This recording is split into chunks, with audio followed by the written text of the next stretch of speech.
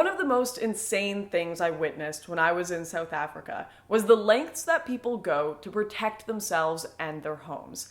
Luckily, I'm now back in the snowy tundra of Canada, where we lock our doors and maybe at most have a camera set up to deter burglary, and that actually works. But in the wild west that is South Africa, that kind of negligence is a death wish. What was even more bizarre is I expected this kind of security to be limited to maybe rural farmers isolated on their property. But no, that wasn't the case at all. This kind of fortified home was commonplace for your average working class family all throughout South Africa. Everywhere I looked, there were armed response signs. People no longer rely on the police here. They just can't do the job.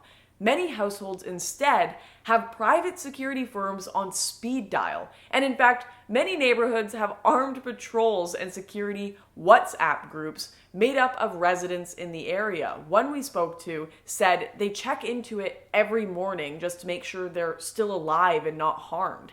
It's almost impossible for me to convey just how low trust the climate is here and how on edge everything is. So maybe this example will do it for you.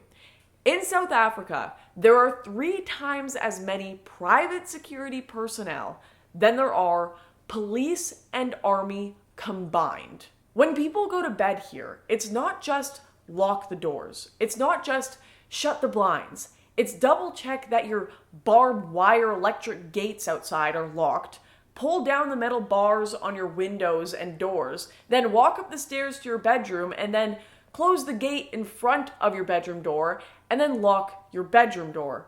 In case the people get into your house, then also make sure to sleep with a gun on your bedside table or under your pillow. Here's what Dan Root, a political commentator out of Johannesburg, had to say about the issue.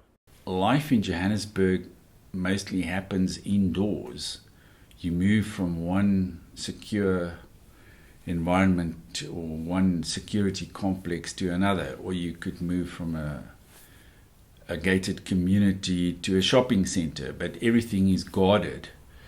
And we've probably built more walls in the last 20 years than there are bricks in the Great Wall of China. You know, if you move around Johannesburg, the thing that will strike you the most is that everything is walled in and electrified, and it's very difficult to cope with. I mean, there are coping mechanisms, and I think you can hire private security guards and, have smash and grab film on your car windows all the time. It's not that easy to live with. These security measures are a symbol of a country in crisis.